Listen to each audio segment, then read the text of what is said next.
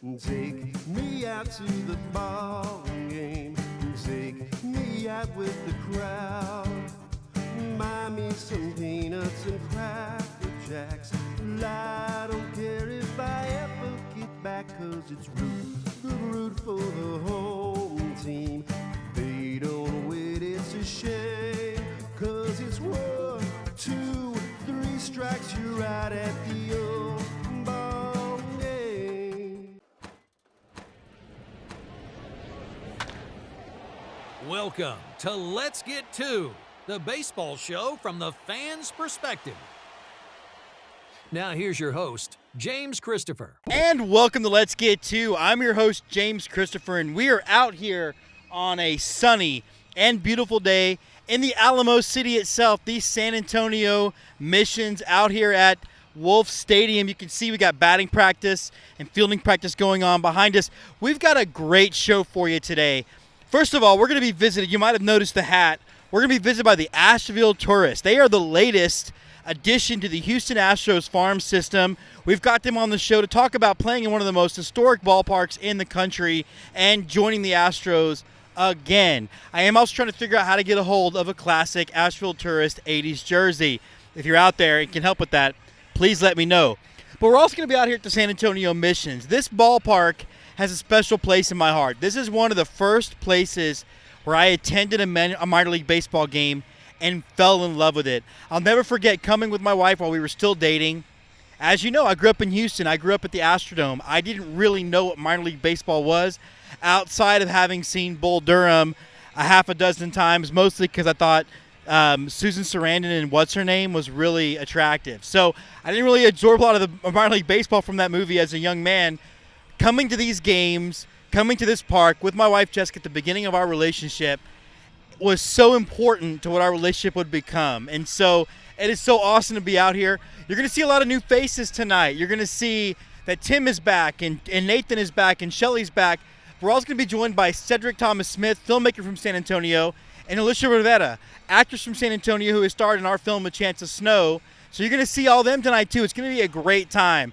We got a great show coming for you today. We've got so much baseball to talk, so stick with us.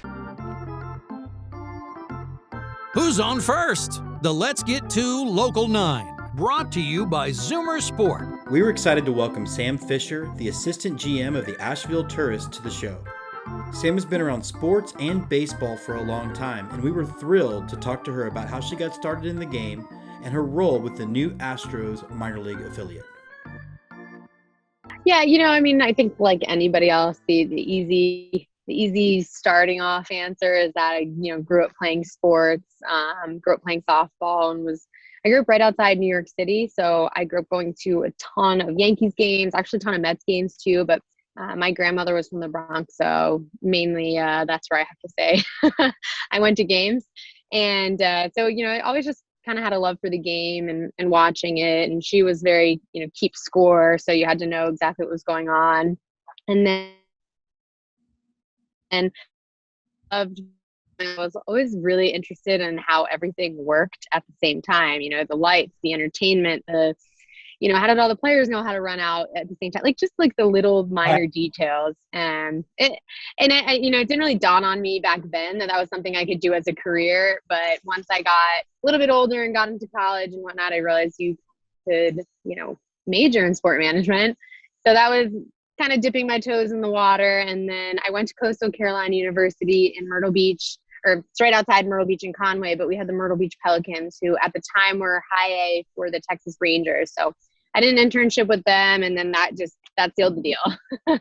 I absolutely fell in love with working in minor league baseball. It's just so much fun.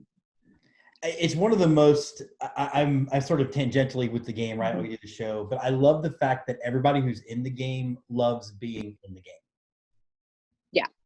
Yeah. And I think there's a lot to be said for that, but I don't think it's hard to suck people in because, I always joke with our incoming interns, it's the hardest that you'll ever work, but it's the most fun that you'll ever have because games are just so much fun. And you just to see people having such a great time and to knowing that little fine details that you had a hand in make someone's night. That's what it's all about. Let's go to 2020, the year that sucked, but also the year that caused change, because obviously we had the pandemic. We also had contraction, which put you guys back in the Astros farm system. So how was that transition of being back with the Astros? How'd that go? Yeah, I think that's a big question coming from a lot of people, and it's been pretty seamless. They've been really great to work with, very easy to work with. I would say that I haven't noticed much of a change other than the signature on the bottom of someone's email says Houston Astros on it. Like, some branding that, we have at the ballpark. It's been pretty seamless. So that's been actually a blessing after, going through COVID and layoffs and really only having a staff of a core staff of 5 heading into March this year. So a seamless transition was pretty important for us. One of the things I was curious about, because I haven't made out there yet, I'm trying to squeeze in a trip this year, if not definitely next year. It's a pretty historically important team so the Asheville Tourists are one of the most historically important professional ball clubs in all of baseball. How do you guys keep like a foot in the past and a foot in the future by reflecting kind of what came before and also where you guys are going next? Yeah, I mean, we certainly hone in on what our history is. This ballpark was built in 1924, and while it's had improvements, it certainly does not have the bells and whistles of a lot of other, newer built ballparks in minor league baseball. So we really actually almost sometimes have to hang on to all that history and to play off of it. But it makes it really fun. Like, you come here, and it's a very authentic, true baseball experience. We have the minor league fun, but I was laughing the other day because we had this bat flip go viral a couple weeks ago, and someone was like, what stadium are these people playing at? Because there's like mountains in the background and there's trees. Like, it looks like the mountainous version of like Field of Dreams. And it's just like a really unique layout and a really unique ballpark. And I just have you can find a lot like this these days. So, all of our doors are wrapped in players that have come before us. Some as soon as Russell Wilson, and I think he was in here in 2011 maybe.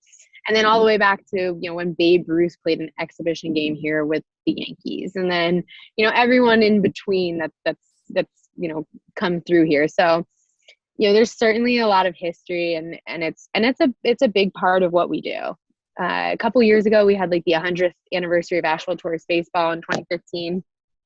And we did a jersey giveaway series, and every jersey was a different tourist jersey from a different era.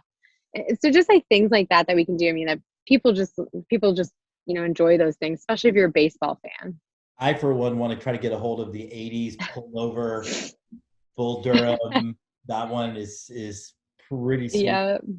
You devoted a percentage of your life to this sport and to baseball. And we talked a little bit about 2020 being mathematically awful, it's provable. What was it like for you to be back at a home game for the first time? What did you find that you maybe had missed the most that you didn't necessarily think you were going to miss? Yeah, it was very emotional. I think anybody on staff would say, I think probably most people on any staff would say that, but our staff was pretty emotional. I mean, certainly missed the people. We did have a little bit of a rough opener on our end. It was raining and our scoreboard got hit by lightning, so it didn't work. There were just all these random things that happened that made it extra hard. But I think, first and foremost, the people, just seeing season ticket holders come in that have quite literally, I mean, I've been coming here every single day since 2014. These people have been coming here every single day since they were 10, which is 40 years at this point for them, so yeah. Just seeing them get to come back and really enjoy the space again. I mean, we did little things, trivia nights at the ballpark. We opened a restaurant on the field so people could enjoy the space again, but just being able to see them look so happy to be back was pretty special. I wanted to ask you guys, from a baseball ops perspective, how are you adapting to the sort of block schedule that you're having, 10 games at home and then 10 games on the road? Are you finding it sort of cool, or is it taxing? How's it working out? Personally, I think it's taxing. I think it's taxing from a part-time staffing perspective. It's it's really hard to get people to sign on for 12 games in a row. You know, when this is their part-time job or when they're juggling other things. So from a staffing perspective, I don't love it. It's kind of nice when I have 2 weeks off in a row. So, you know, a little selfishly, that's nice. But I think I would like to go back to the choppier schedule of the past, but we'll see what happens. It makes 100% sense this year. Yeah, I mean, I think a lot of people complained about it, but I felt like that was the perspective of, we just didn't know. I mean, yeah, everything feels really normal. We didn't know that 2 months ago. Right. You guys are back home. You guys are going to be starting on the 15th with the Aberdeen Ironbirds. What can we look forward to in this next big block homestand? Yeah, you know, we are so excited because we're actually bringing back like our full-on promotional schedule this week. So we've got everything from like our normal ticket offers, BOGO deals, to we're doing a jersey giveaway. We're doing fireworks. We're bringing back Thirsty Thursday, which started here in the 80s. So it is a Asheville tradition like no other. People are very excited. And so, yeah, we're letting kids run the bases again. So all the good stuff's coming back, and we're certainly looking forward to it. I guess just as we wrap up then, you talked about seeing the same season ticket holders for 40 years. I think that's what makes this game special. How important are the tourists to the community, and how important is the community to the tourists?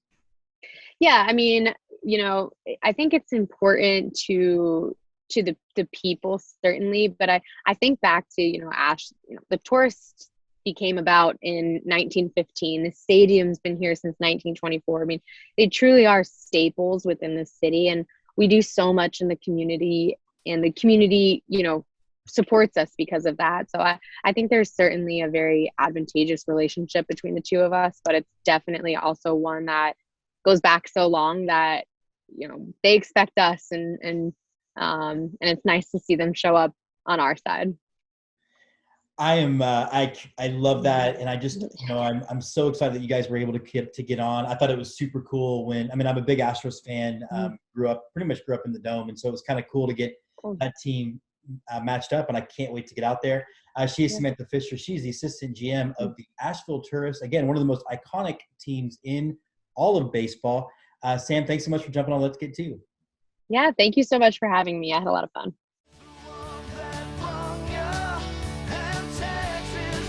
From the Bleachers, the Let's Get To Game of the Week.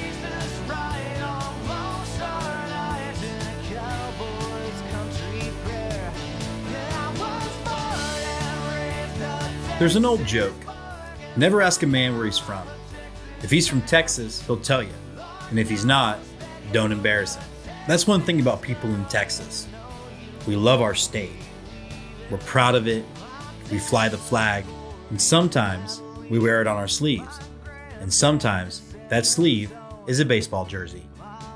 And when you live in Austin, Texas, we rarely miss the opportunity for the hour-long drive south to San Antonio. It's a city steeped in history, tradition, and in some ways, it is the very heartbeat of what it means to be a Texan. The heart of baseball history beats here too.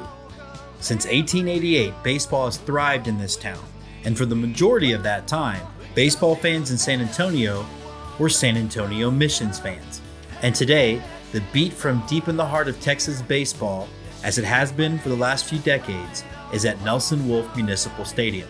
Affectionately known as the Wolfe, it is the home of the San Antonio Missions of the Texas League.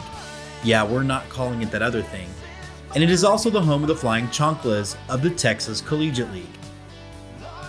The Wolfe is a wide-open ballpark that feels like a fiesta before and during the game. One of my favorite parts of the ballpark is its location, surrounded by some of the best Americans out there, our military, both Army and Air Force. It is not uncommon to see active duty servicemen and women at the game in uniform, and sometimes big Air Force jets flying overhead. The Missions are a team that keeps a grasp on its history, not just in the fact that they've existed for over 130 years, but an eye on the greats that have played for this city. Greats like Mike Piazza, Adrian Beltre, Billy Williams, Brooks Robinson, and Dennis Eckersley. The breadth of the impact of the city of San Antonio on baseball's history can be found on the stone monument located on the concourse. But remember, I said a Missions game is a fiesta, and so it's all about good food and good fun. From wheel spinner Cruz Mendiola, who has been spinning the wheel and awarding lucky Missions fans for years, to the Jalapeno and his legion of loyal fans.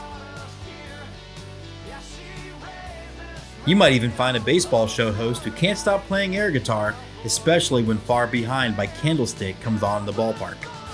But what makes baseball special will always be the people you see it with, especially those people you've been away from since the start of the pandemic. Anything to feel a little bit of normalcy. And when that normalcy is a night in San Antonio at a Missions game, well then we're all winners. Texas forever, baby.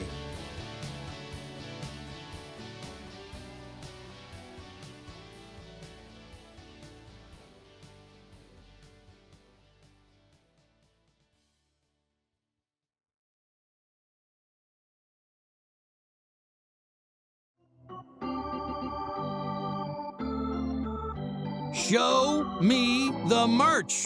The best from the pro shop. So we are out here from Wolfe Stadium in San Antonio for Show Me the Merch, and I'm with one of my very favorite people, Miss Shelly Bybee, who is a big baseball fan. Shelly, first of all, this is like our second or third game together already this season. At least, yes, absolutely. And we have fun every time we're out. We have a great time at the ballpark. So I like how we decided to record this early in the game so that we wouldn't be too liquored. Correct. By the time we got done.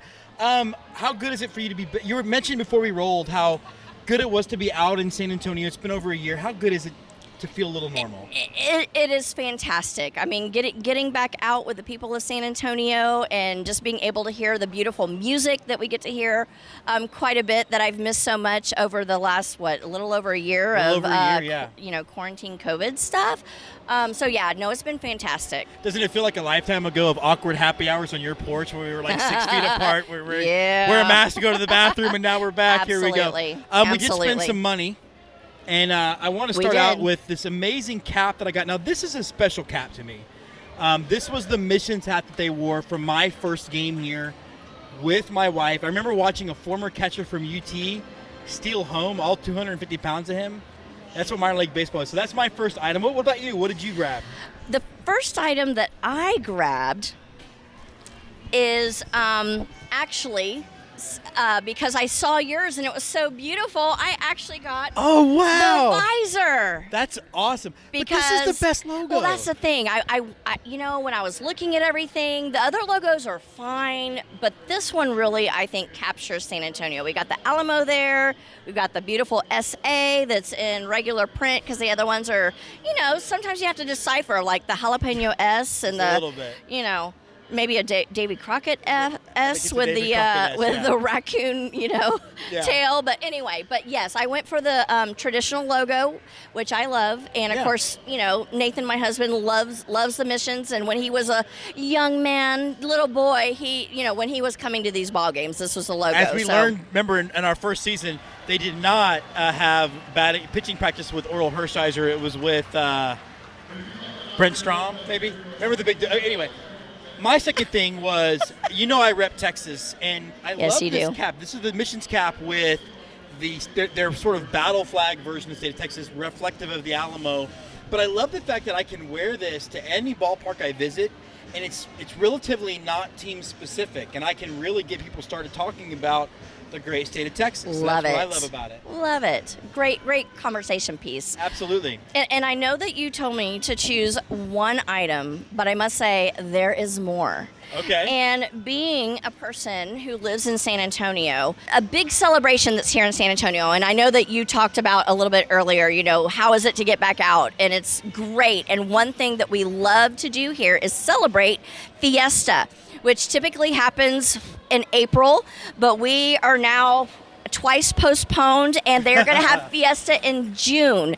And something that you do at Fiesta, one of the traditions is collecting medals. Is that and Missions? It's a Missions medal, and we've got Baby Peño on one side, and I think we have Mama Peño on the other side.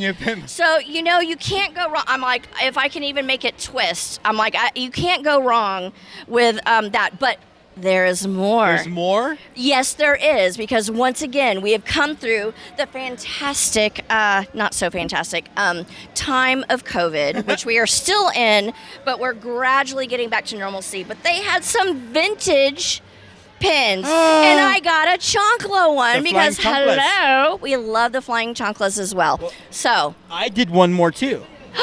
Speaking of the flying chanclas, my wife made the mistake of saying I look cute in fishing shirts.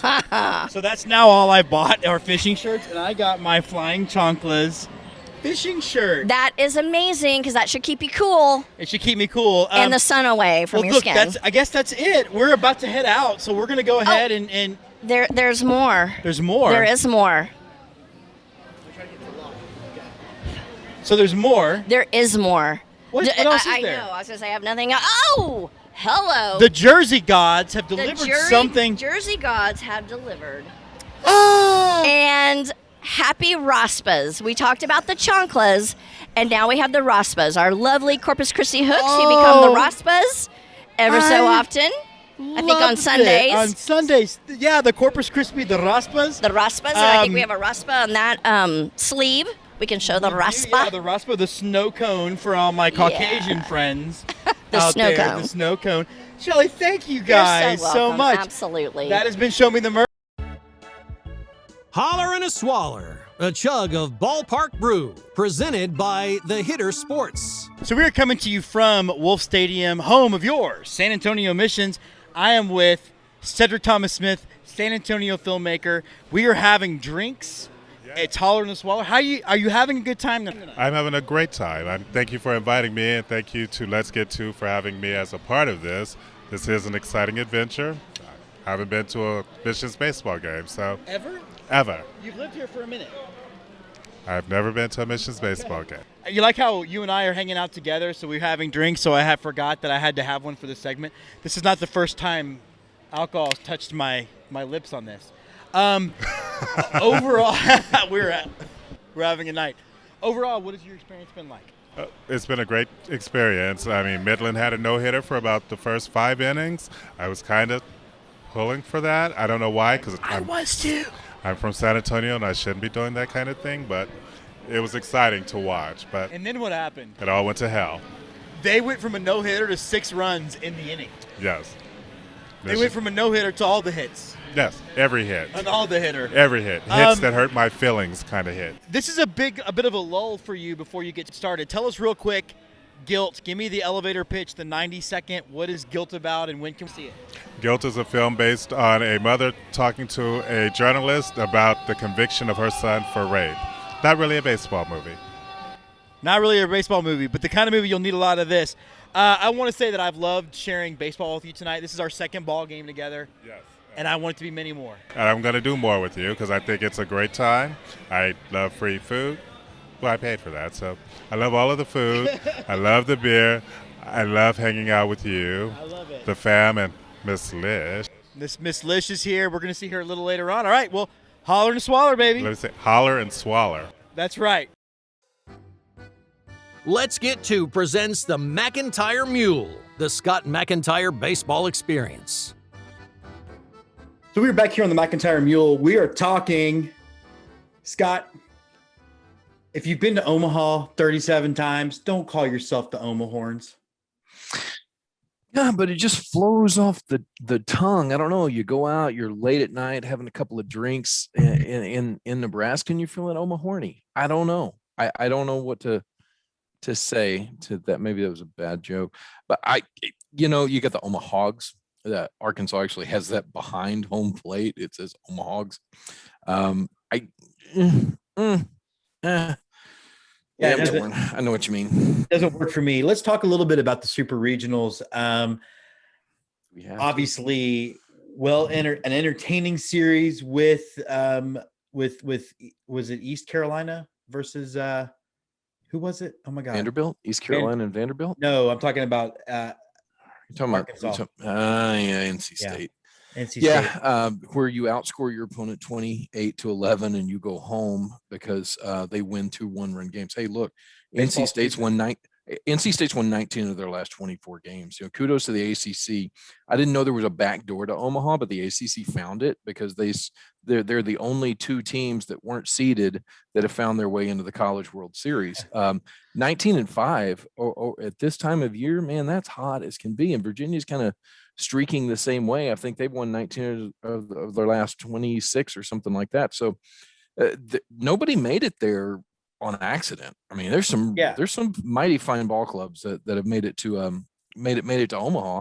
I think to our fans that are maybe more used to college football need to understand that both baseball and basketball, by the nature of roster size and particularly the way scholarships work in college baseball, that the talent is much more evenly distributed. This isn't, East Carolina versus University of Texas in football. Of course, that is a different matchup than if they were to meet in baseball.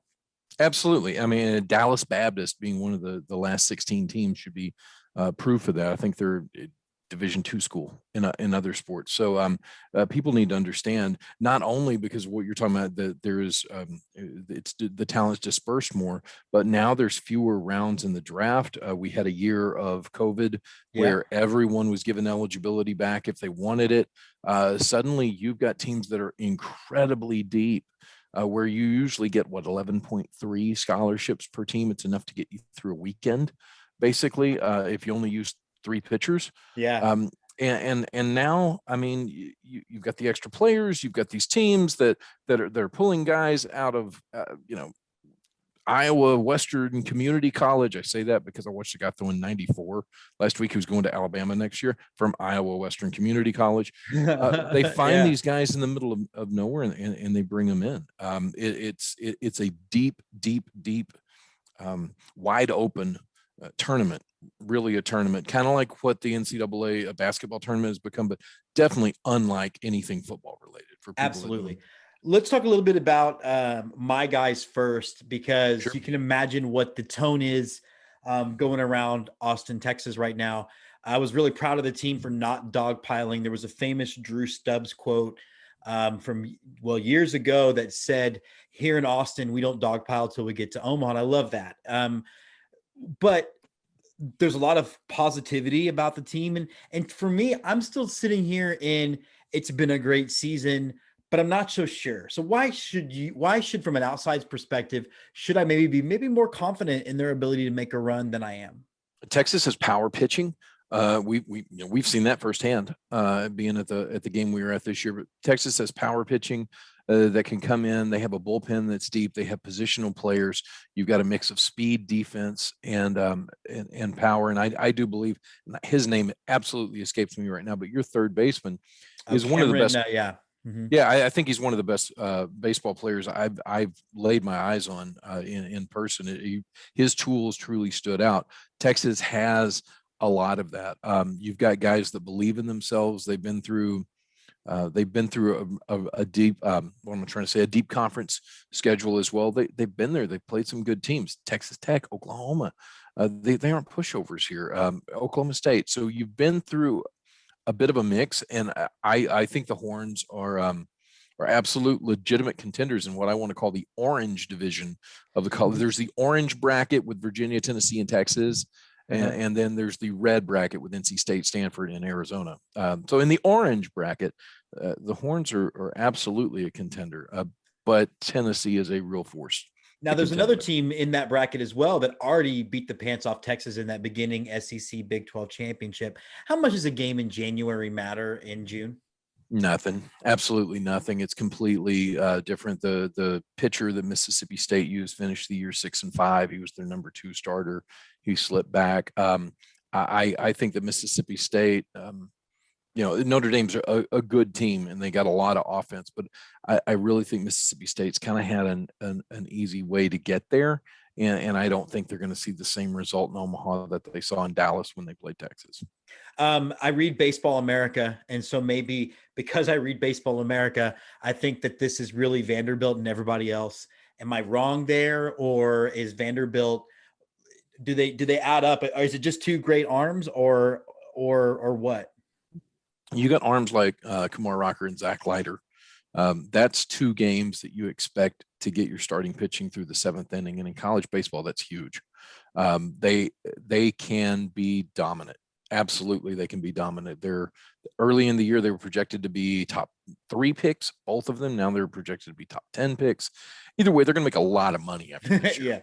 Yeah. And they come from families that, Al Leiter and Tracy Rocker, each one's respective father, they have an athletic background. They know what it takes to be at this level, is what I'm saying. So I think Vanderbilt has a ton of talent. I think their bullpen gets overlooked because of Kumar and Zach. And I think their offense and defense, I mean, they play really solid baseball. I think all that gets overlooked. I do think Vanderbilt comes out of that side of the bracket. I don't believe in Stanford, even though they swept Texas Tech, and I called that completely wrong. Completely dying wrong. on that hill, though, baby. You're like, I'm just like, hey, I don't see Arizona beating them. These are fine ball clubs. Don't get me wrong. Yeah. And NC State is absolutely streaking, and their 1 through 4 hitters are as good as any 1 through 4 in the nation. If they get production from 5 through 9, I'll be honest, NC State could surprise Stanford on Saturday and be probably facing Vanderbilt on that Monday. But I do think Vanderbilt comes out of that side of the bracket. I don't see how that doesn't happen. Do you think Al Leiter, if he could, would go back and rename his son Harold so they could have Harold and Kumar starting? He should. Harold and Kumar go to Nashville and make a lot of money when they leave. That's the sequel. They make a lot. I like that. I like Harold and Kumar go to Omaha. Harold Leiter. Let's just call him Harold from now on. Harold. We dubbed me Harold.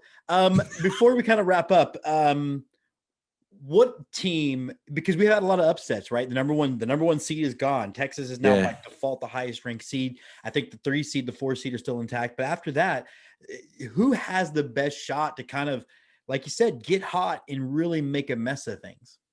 NC State. But look, they're not seeded, but they've got 1 through 4 is solid. Their pitching has come on strong.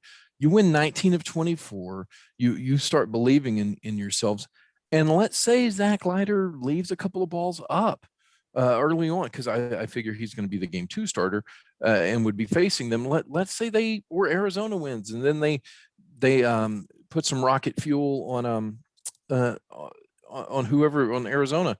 I think that NC State could really disrupt the party. Look, man, it takes a lot of resiliency to get your brains beat out 21-2 on a Friday and then come back to back and win 1-run games in Fayetteville, Arkansas, against the number 1 team in the nation.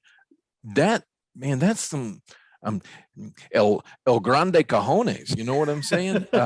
You gotta show up ready to play and not believe what you're hearing because you've been told you don't have a chance at this place. Well, right. Turns out you do.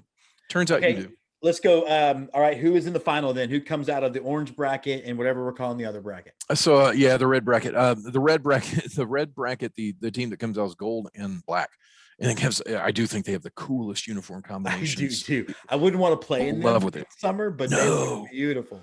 No, those black with the gold pinstripes kind of looks like prison outfit a little bit from like the 20s or the 30s, but from the last 20s or 30s in the 1900s. Yeah. But I think Vanderbilt comes out. They can buy a lot, and I think they're dangerous in a 3-game set if they do make it out, because you can throw Rocker and then you can throw Leiter in the first 2 games and Johnny Holstaff in game number 3 if need be. On the other side, I am torn. You ask me right now, and I'll say Texas. You ask me later, I'll say Tennessee. I think both teams are incredibly good, and they are incredibly deep.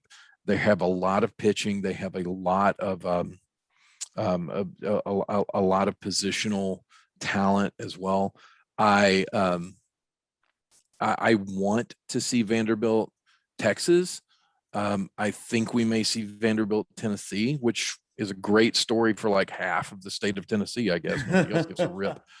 But I'm gonna go chalk on this one, and I'm gonna say Vanderbilt and Texas. And I do think that the Vanderbilt's just too much. I think it's the Commodores' year, and good for them. It's good they have a sport, because God knows they suck at football. and did this year basketball. But they can do math. All right, Scott, that wraps us up for this. Now, here's the fun part about this. In the time space continuum of how things work with the show, this episode is going to drop 9:00 on Friday, approximately 3 hours before you pick me up at the airport for our first big road trip of the season. Let's go to the duck blind and to Fond du Lac. Correct, Madison and Fond du Lac. We're going to go look on at the way. We're going to go deal with some dock spiders and some mallards.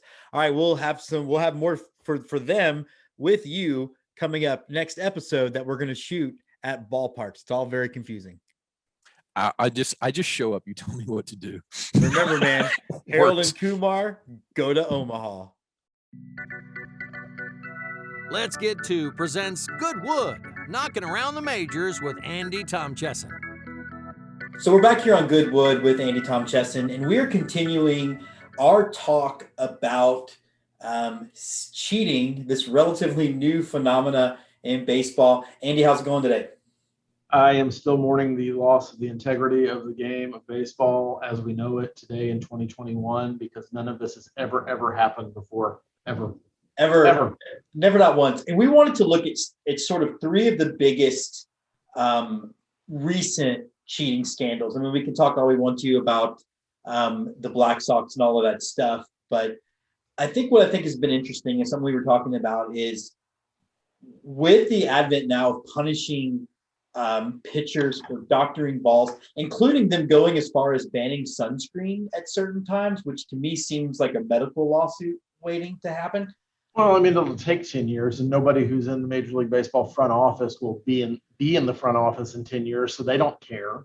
I will tell you, having sat in Minute Maid Park with the roof closed, because sunscreen is allowed if it's a day game, as long as you're not indoors. But having sat in an indoor stadium with a big glass wall, you get just as burnt, if not more, because I'm pretty sure those windows are UV magnifiers. It's how prisms work, I think. Yeah, I do think part of it, too, is you've got on one hand recency bias of most of the people that are talking about this, because most of the people that have perspective of the game were alive during steroids. Most of the people that are being the loudest, though, were 8 years old. They don't have any idea. And then you've also got people are now afraid that their teams will get caught up in it. Much like I think people maybe were initially afraid about their team getting caught up in the sign stealing and not necessarily, of course, we know that didn't happen. Yeah, we talked a little bit off camera, a little bit off pod about how we do rank these things. And I think it's pretty anticlimactic to rank three things, right? So we know as Astros fans or as fans of Major League Baseball since January of 2020, that there's one giant issue that everybody thinks is the worst thing that's ever happened in baseball. Those of us our age, a little bit older, remember the steroid scandal and remember that there was a time when the estimates conservatively were 50 to 60% of all players were using performance enhancing steroids, which weren't necessarily against the rules, except that all illegal drugs were against the rules, and a lot of the things they were taking were illegal drugs that were classified as steroids. And it wasn't just your Mark McGuire's or your Rafael Primeros or your Sammy Sosas that were taking it. And I think there's probably, the big names, probably Jose Canseco, maybe some of you a little bit deeper baseball, think Ken Caminetti. But I want to think of Steve Finley. Remember Steve Finley? Yeah. Steve Finley hit 50 home runs one year after he went to Arizona. Never hit more than 10 in Houston. Barely hit that many in Baltimore for the little bit of time he was there. Yeah. But magically, as he got older, he got super strong for like 1 or 2 seasons. Luis Gonzalez is another guy who was a good contact hitter, more or less a punch and Judy hitter. All of a sudden had a 57 home run season, which at that point was top 5 in the history of baseball. Little Luis Gonzalez. Yeah. Out of absolutely nowhere. And what you had was players seeing your big name players and even the Steve Finleys and Luis Gonzalez's of the world. And I'm not pinning anything on them. A lot of this is still suspicion, but also taking those kind of performance enhancing steroids endangering their body, putting things they didn't know what was going to happen just to keep up. Because you talk about I can't remember the guy's name because he's so unimportant, but there's a Blue Jays pitcher who is suing the Astros right now for damaging his career with their sign stealing. Well, guess how many players had their careers damaged or shortened because half the league was taking steroids? Well, and I would say probably more. And I think before we dive into steroids, because I think that there's angles too people haven't even considered. And I know you have one that you want to hit on. You just hinted at. I've got one. And what I think is interesting about if we were to play the if this then that game, you nailed a nail on the head. Performance enhancing drugs, as a matter of course, and strictly speaking, were not illegal. The biggest thing I've seen coming out of the recent news about how they're going to punish the sticky stuff is to say, oh my God, players will get suspended, and no Astro got suspended. The rules never dictated players would be suspended, but who did the rules say would be suspended for sign stealing, Andy? The general manager of the team, and then the on-field coaching staff. Who was punished for the Houston Astros? The general manager of the team, one Jeff Lunau, and the on-field management of AJ Hinch, and Alex Cora, and indirectly Carlos Beltran, although he was the only player who has ever been suspended for sign stealing. My point is, you lay out it is un-American to change your punishment because it fits a narrative you want, and so before that's sort of my last aside. I think you and I both agree that that performance-enhancing drugs, steroids, was a much bigger blight to the game and a much more dangerous, and I think a bigger cheating scandal. Look, we acknowledge the fact that sign stealing is bad because in some ways there's a larger team apparatus there. You have to be doing some level of top-to-bottom nefarious stuff. But to Andy, does that mean every single player who did steroids did it all on their own, of their own volition and their own choice? Well, I think there's a couple of things there. Major League Baseball was 100% complicit in the steroid scandal because it, like doctoring baseballs, everybody knew it was happening. But post the strike in 1994, Major League Baseball wanted offense because that was going to bring crowds back. That was going to bring people back. And it did. Sammy Sosa, Mark McGwire, 1998 season is a legendary season, more so than Cal Ripken breaking Lou Gehrig's streak in 96. But those are the two big events credited with saving baseball as we know it. But Major League Baseball absolutely knew what was going on that led to that 1998 season, because if you remember, beyond Sosa and McGwire, Ken Griffey Jr., who no suspicion, but three other players besides those three were in that race for a while. And three of those guys you can't name because they never did it again. They were complicit because they needed the crowds. They needed the crowds because they needed the money, and they kept quiet about it. And it's very similar, although it's an opposite kind of action as to what they're doing now with the doctoring baseballs scandal that nobody wants to call a scandal. It has always been illegal to doctor baseballs. It's been in the rules since, I can't remember the guy's name, but we talked about him last week. The guy got killed from a mudded up baseball that he couldn't see during a twilight game and got hit in the head. And since that point, new balls, undoctored balls, everything. There's actually a reference in the movie 8 Men Out about all the changes that are coming to pitchers to Eddie Seacott. They're going to take away your shine ball, all that stuff. We can date back to 1919 that this was becoming a thing on the radar for Major League Baseball. So this is a scandal now because also about money, but the other way. The CBA is going to expire on December 1st. And Major League Baseball is trying everything they can do to splinter the players union, pitting them against one another, putting them under suspicion, trying to reduce their power as much as they possibly can, similar to what they tried to do with players during the White Sox or Black Sox scandal of 1919. It is a Machiavellian effort to try to undermine half of their entire labor force to win a labor negotiation. And somewhere in the middle of these two things that we've talked about, in steroids and in ball doctoring, you have sign stealing. And let's not talk about the Astros for just a minute. Let's talk about the 1958 New York Giants. Yeah. One of the most incredible calls in history Giants win the pennant. Giants win the pennant. Oh my God, the Giants win the pennant. You know what happened before Robbie Thompson hit that baseball? There was a light flashed from center field by the home team because they were stealing signs with a telescope. And, you know, as much as I've heard over the past 14 months, 15 months that baseball is never going to forget, do people hold it against the Giants? Do people hold it against Robbie Thompson because he probably knew what pitch was coming? They absolutely don't. Were those Giants and yeah, it's you know, there's a whole lot when people start talking about the integrity of baseball that proves to me that people don't know anything about baseball, because baseball is not a game of integrity, with the possible exception of continuing to keep Pete Rose out of the Hall of Fame. Because there is one rule prior to this last decade that anybody gave a crap about in baseball, and that was not gambling on the game. I did by chance catch a Rangers game on the Bally Sports Network, though. That's interesting. Yeah, and guess what? As Nike has opened the door for logos to be on Major League uniforms, it's only a matter of time before the Golden Nugget are sponsoring your Atlanta Braves or the Las Vegas A's, which is more appropriate.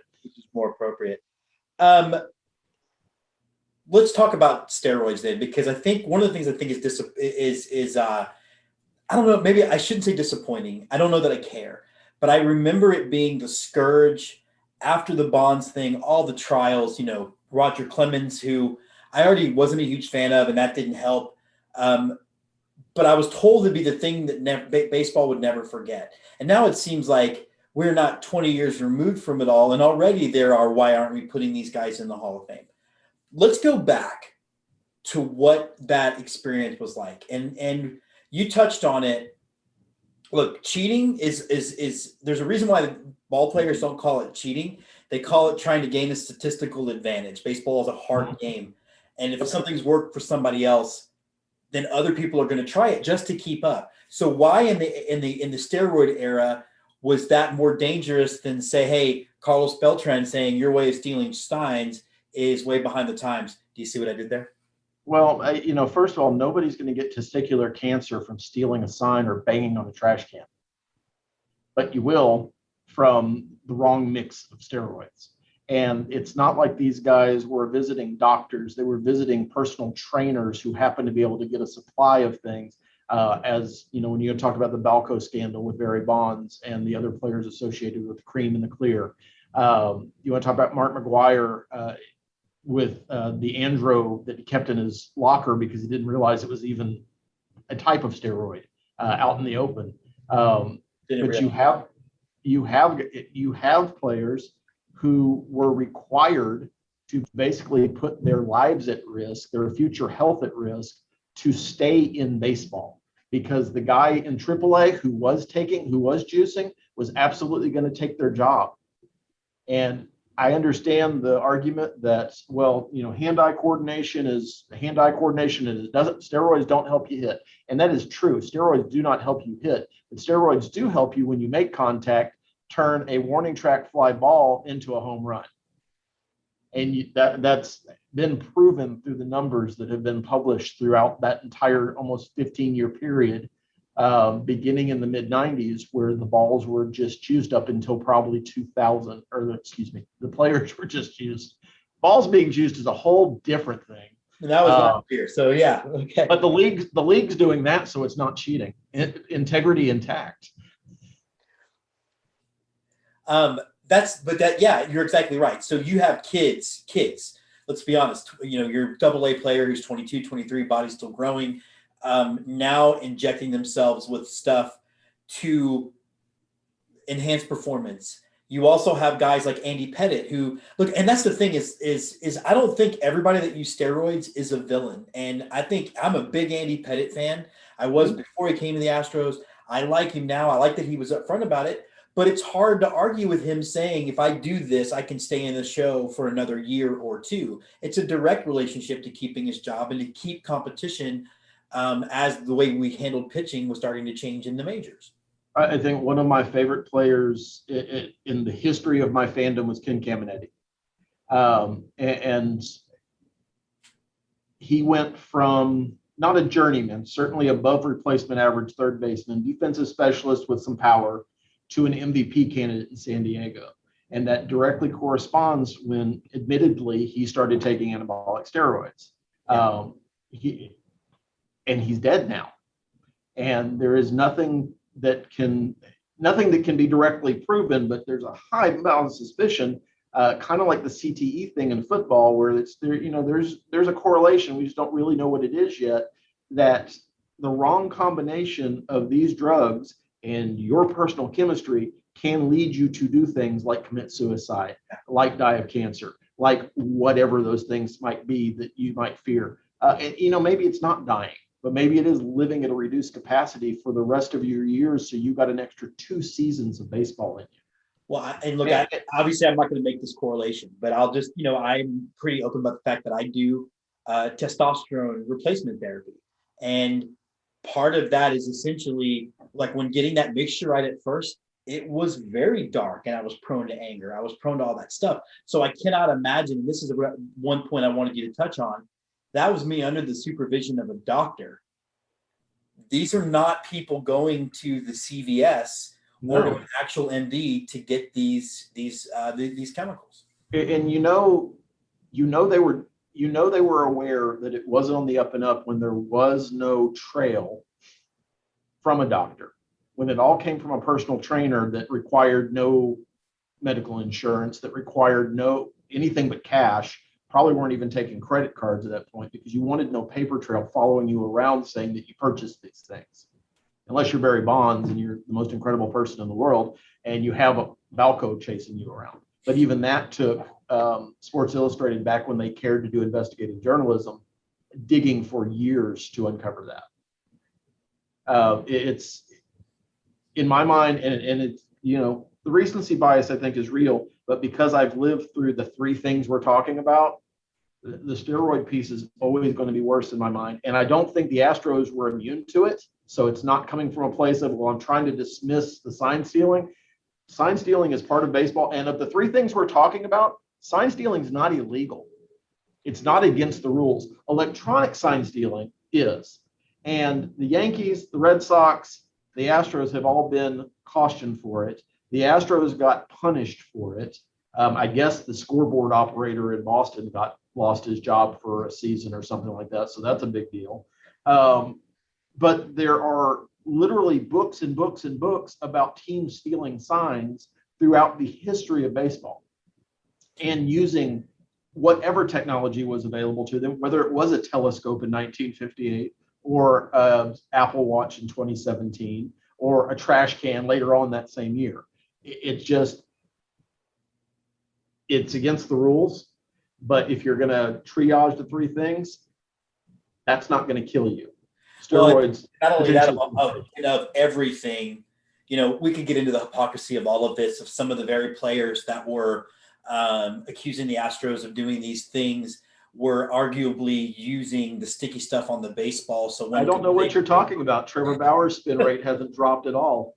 Yeah, and he's not getting hit all over the ballpark either, all of a sudden. But the one thing about sign stealing is it's the easiest thing to defense against. Sure. Change your signs. Ask Alex Wood in game 4 of the World Series. Mm-hmm. Unhittable. And the fact is with steroids, there's one other thing I want to touch upon, because we've touched upon the fact that you're encouraging people to do long-term damage to their bodies that we don't know what those damages are. We talked about the fact that it comes from illicit. I mean, Jose Canseco was injecting his teammates. I don't trust Jose Canseco to give me a flu shot. So there we go. The other thing too is the reason why gambling is and betting in baseball was a problem beyond the fact that they threw the World Series. They threw the World Series because organized crime was involved. And that's another part of this, that there was a lot of evidence that some of the funding from these illegal laboratories were coming from organized crime sources. It overall made the entire game much more dangerous than it had to be. Right. Agreed. And that's, again, if you're triaging these things, there is one thing that really damaged the integrity of baseball, and it wasn't doctoring a pitch, and it wasn't stealing a sign, whatever means you were using.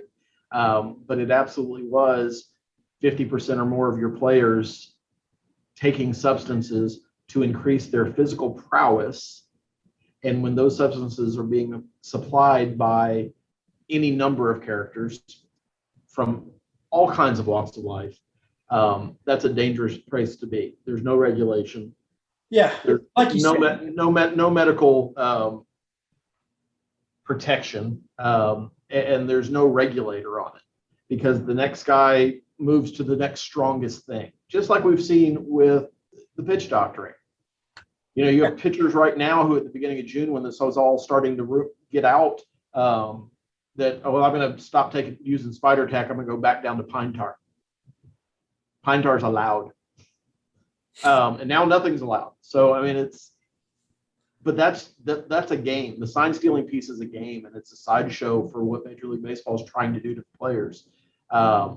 But ultimately, the people who did not live through the steroid scandal don't understand what it's about. I mean, most of the people who lived through Pete Rose's issues don't really understand why he's not in the Hall of Fame. And then, you know, that situation is pretty cut and dried to me. Yeah. And I think to wrap up, like you reiterated, and I want to reiterate, we don't really like, you know, when the minute the memo came out from the commissioner's office making what the Astros were doing illegal, they should have stopped Luno. Absolutely. Intentionally. 100%. Yeah, we are not at all saying this exonerates the Astros. Wanting other teams punished doesn't do that. And I think, look, you and I are smart enough guys, and one of the ways you can tell who was using steroids and who wasn't was the kind of injuries that ended up ending their careers. And we can look at some of our favorite players we grew up with and be like, oh, that was a weird injury you started to have repeatedly. And maybe you also felt the need to keep up. So we're not saying any of that. All we're saying is, if we're going to have a discussion about sign stealing and spider tack and all this stuff, we have to do it in a way that's honest with integrity. We can't, because steroids was 20 years ago, really 20 years ago, but guys are still getting pissing hot for it, by the way. We can't somehow downgrade it because we want to temporarily make something seem worse. Yeah, and it took Major League Baseball, like I said, 15 to 20 years to respond to what they knew what was going on in 1996, 1997, 1998. And that took a literal act of Congress. And I'm not a big fan of Congress getting involved in things like, you know, whether or not baseball players are taking steroids. Yeah. But that's what it literally took for baseball to take some responsibility for their actions and all of this. What's going on today is a completely different thing. Like I mentioned, this is all about, don't look at what we're about to do to the players or try to do to the players when we renegotiate the CBA, because they're all bad anyway. That is what it is. And you nailed the head on that. Now, we're going to be back in a couple of weeks to look at where baseball is. And we're going to start getting into the CBA as we get closer to the end of the season, because there's a part of me, Andy, and real quick on this, but there's a part of me that thinks we won't get to an end of the season. I could see a lockout happening before the players could go on strike. Yeah, I mean, it's certainly a possibility out there. And I think if you're a real fan of Major League Baseball, you should be concerned, because we've seen it happen before. And those of you who are 8 years old and don't remember steroids, it happened in 1994, just so I can say there was no World Series. There were no playoffs.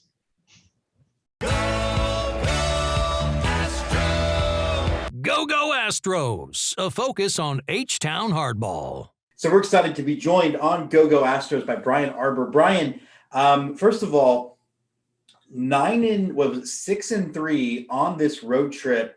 How good should we be feeling about that? Because that seems pretty good to me.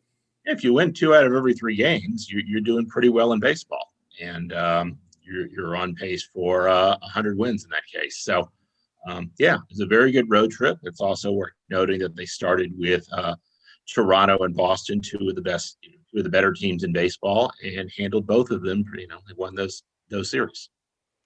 Yeah, and you could even make the argument that there were a couple of games where it felt like, I don't want to call them give up games, but I don't know that Dusty necessarily put out a lineup or managed the pitching staff like there was all that much concern for getting the win. And also that really weird 12-8 game in Boston, that was maybe one of the most bizarre baseball games I've ever seen.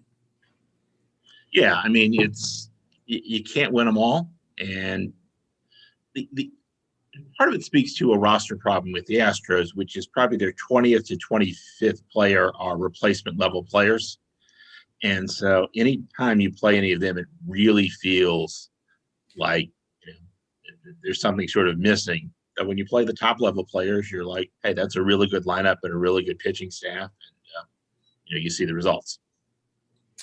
Which, of course, means don't anybody get hurt or otherwise this will. And I do think it's really what you start to see, like when you talk about the Astros window. Yeah, I think anybody that's smart enough to understand that the peak of that window is probably 19, and that while it might be closing, it's closing because, as you pointed out, 20 to 26 isn't as good as they were in 2017 through 19. But this is still a really, really good baseball that has a shot to win it all, both this year and I would think next year. Yeah, and one of the most encouraging stories, I've said this before on here, and I'll say it many times, one of the most encouraging stories this season for the Astros is the development of Luis Garcia, Christian Javier. You can see that they're going to have a really good starting pitching staff, not only this year, but that will continue into the next couple of years. They've got some really good young pitchers who seem to be, someone they're going to be able to rely on for the next couple of seasons. Well, let's move into, and this is something that I'm actually intrigued by, and that's the concept of the six-man rotation. It does seem to me that if you have strength of, and as you pointed out, there are legitimately 7 starters on this team. One of them, Christian Javier, has already moved to the bullpen and has excelled in sort of that kind of piggyback role, which is interesting because it's what the Astros do as a matter of course in the minor leagues anyway.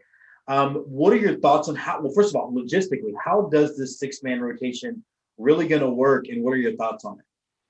I think the first thing to note is this is a good problem to have. The Astros have 7 healthy starting pitchers once Lance McCullers comes off the injured list today. And so while people have talked about this for a while, I've been sort of, hey, getting 7 healthy starting pitchers is a real luxury in modern day Major League Baseball, heck, probably at any point in Major League Baseball.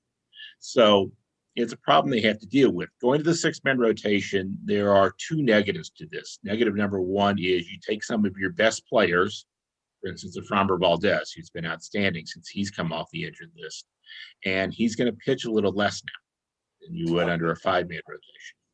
And so, now part of why that's okay for the Astros is you don't really feel like there's a clear sort of, maybe it's Framber, but there's no sort of clear sort of single aces. And here's our Cy Young candidate this year. The rotation's been a high floor rotation, lots of really good starters, but none who are Cy Young candidates. The second thing is, how does this change and affect the daily routines of these pitchers who are used to going every 5 days, except, of course, there are plenty of off days in the Major League Baseball season. The Astros are about to play, I believe it is 20 straight games without an off day.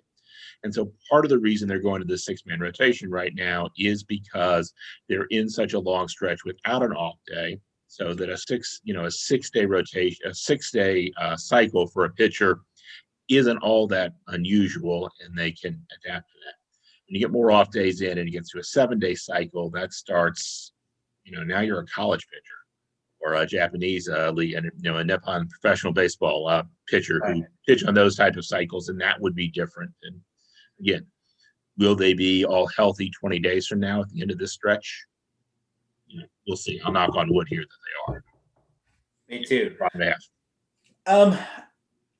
How much of that is helped by the fact that outside of Greinke, it's really you're talking about young arms anyway, that, for example, like Luis Garcia has sort of been in and out of the bullpen at his time at the Astros. How much of that allows them this flexibility versus, I don't imagine they do this if it's Verlander, Cole, and Greinke in a 20-game stretch.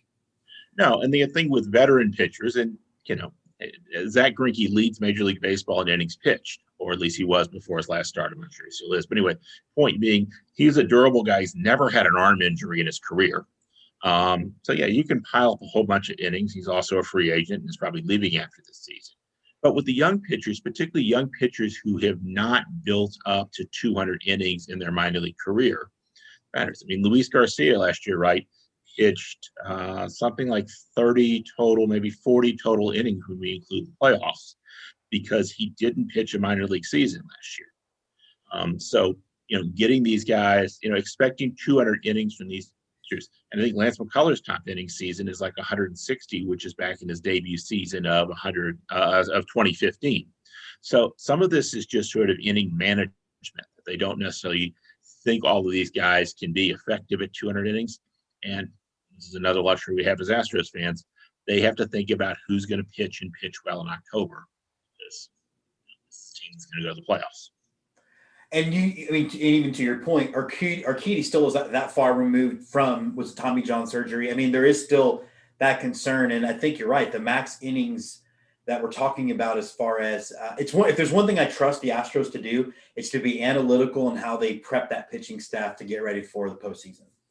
They have a really good track record of that, and you can see they have really good pitcher development, as demonstrated by Garcia and Javier and Urquidy, all these guys, none of which who were top-level prospects. None of these were, number one draft picks like Garrett Cole, or people with, that we've been tracking it like, wow, they were, pitcher of the year in the Texas League, but they're really effective major league starting pitchers, which again is a big tribute to the Astros player development.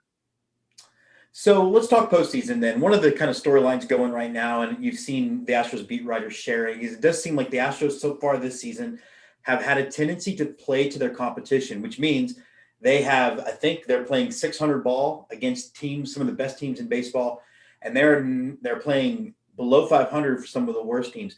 But how much of that was facing two of those worst teams when they had 7 or 8 dudes out for COVID? I mean, how much of it really is something we can really glean from this season? How much of it is, hey, that just sort of happened, particularly the Rocky series, part of the Mariners series, and even the end of that Tigers series?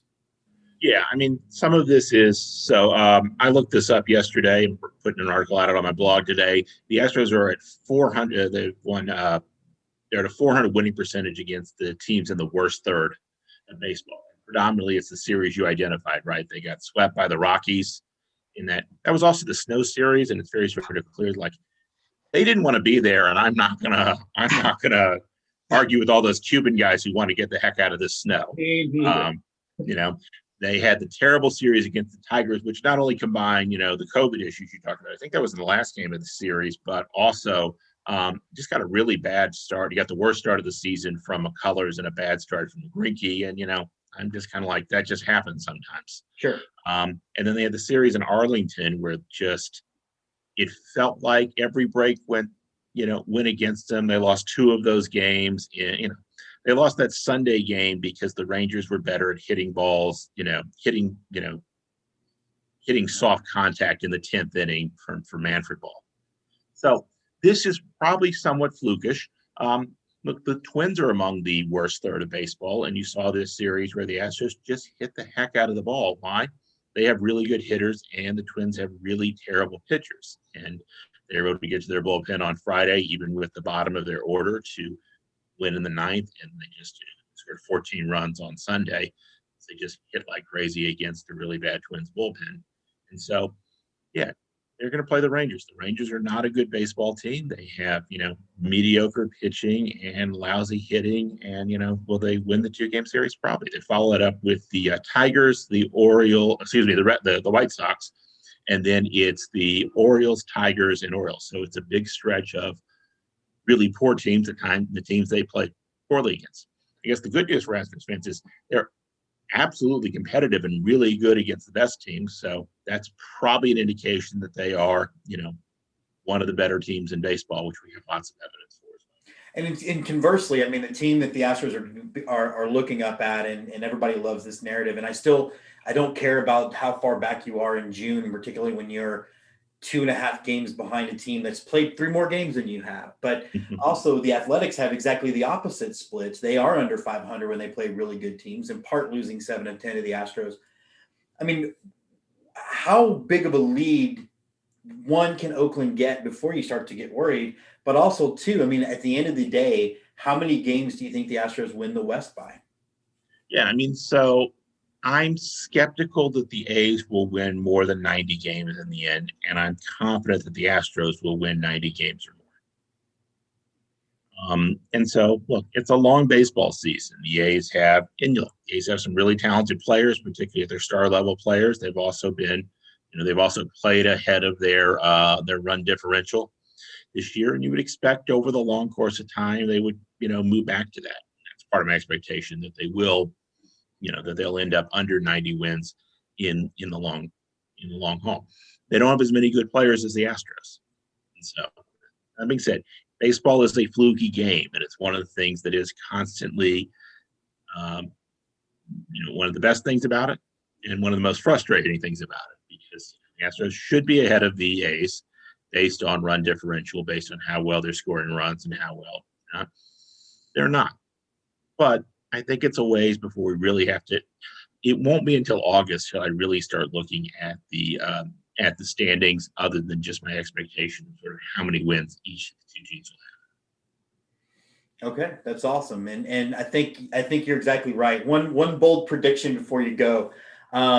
What do you think? Taking your temperature on this one, if Matt Chapman continues to underperform, Astros sign him and move Bregman to short. What do you think?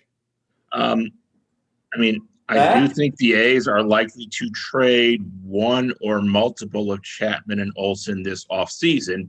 And actually do think one thing that will affect the A's is, I think there are really big candidates to trade for Trevor Story.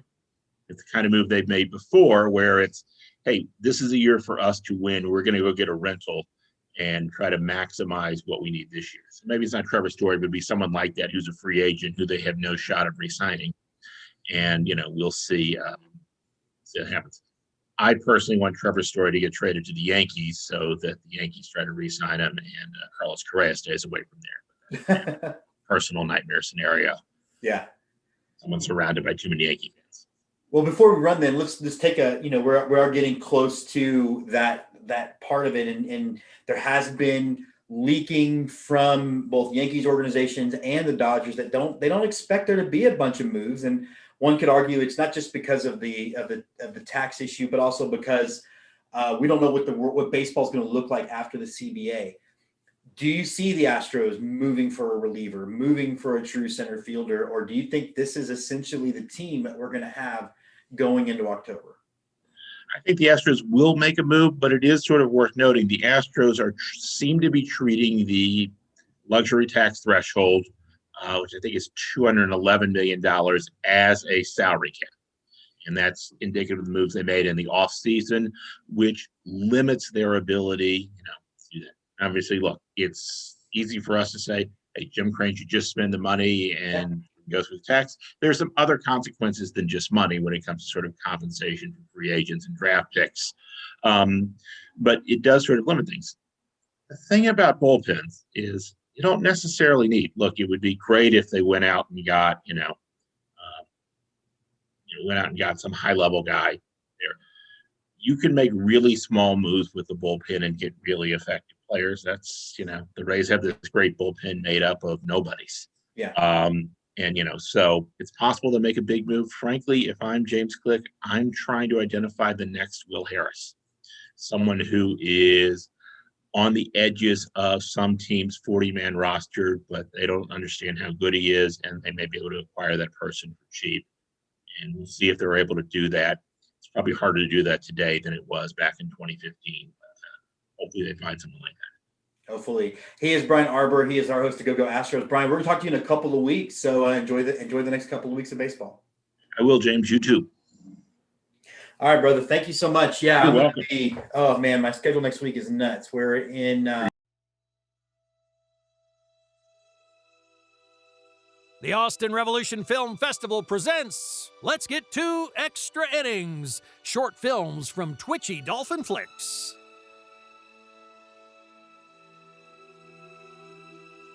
Is there anything worse than a video where an athlete announces where they'll be taking their talents? Dramatic shots of them writing on a legal pad with a feather quill, like we're supposed to think they're Ernest Hemingway and are pontificating on anything of any real importance. One even started to describe what a uniform was, that it was a shirt and pants. Fascinating. I never wore a baseball uniform as an adult, but the uniform I did wear seemed somehow more important, and also had shirts and pants. Baseball is at its best when it's not about millionaires making choices based purely on money, throwing their own integrity out the window to grow a social media empire ranting about players cheating while basically gluing a ball to your hand. Baseball is about the best parts of us. It's about our country and our culture when it's really working the way it's supposed to. So I'm excited to be representing and throwing out the first pitch at these ballparks. These are organizations playing the game for the right reasons while supporting their community. They are everything right about the game and this country. So I can't wait, Corn Belters fans, Waterloo Bucks fans, Southern Maryland Blue Crabs fans, Lafayette Aviators fans, Traverse City Pit Spitter fans, and I can't wait, Fond du Lac Dock Spiders fans. So enough with the pretending to write deep thoughts in a piece of paper with a quill like I'm jotting down the Bill of Rights. This whole time, I've been drawing Superman. So let's quit the self-important pondering, let's play ball, and let's get to.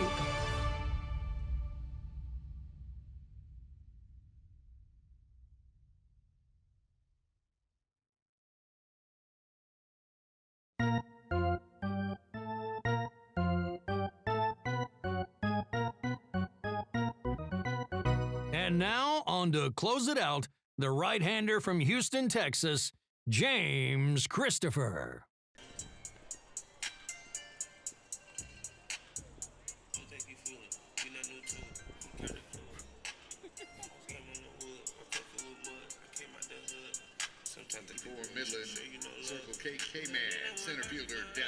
So that does wrap up this episode of Let's Get To. We've had a great time with the whole crew out here in San Antonio, but I am joined by one of my favorite people, Alyssia Rivera. She is an actress who's worked with us a bunch. Those of you who are fans of the Austin Revolution, have you had a good time tonight? I had a blast. I'm with my favorite people. It's been so long since we've been together, so it was an immediate energy boost when I saw everybody's faces and to hug everyone for the first time. Now, we shot a film in basically it wrapped January of 20. I don't know how my watch. I think it was yesterday. 3 hours ago. No, 2018. We wrapped the film, and we've not worked together in 3 years. But we have news. Yes, we have a new film coming out, and it is it's called The 27th Out, and it is written by my two favorite directors, Mr. James Christopher and Cedric Thomas Smith. And it is about a daughter who is estranged from her father, and they get together and they bond and fix a relationship when their their favorite team gets together and wins the World Series. It's going to be a little sadder than what you're used to from my work and then therefore the work you see with her. But I really wanted to touch on what baseball means to people, because there are so many, from Cubs fans, they finally won, Astros fans when they finally won. There was generations of people who didn't get to see that big moment, and I wanted to capture that big moment and what it might mean to two individuals and I cannot wait. It's going to be a very different film for us. You and I are going to need some therapy when we get through, but I think we're going to be okay. It'll be great. I'm very excited about it. Something like baseball brings families together, and you can see that with James Christopher. You see that with his daughter, and now his grandchildren. It's such a beautiful thing. Really, it's amazing.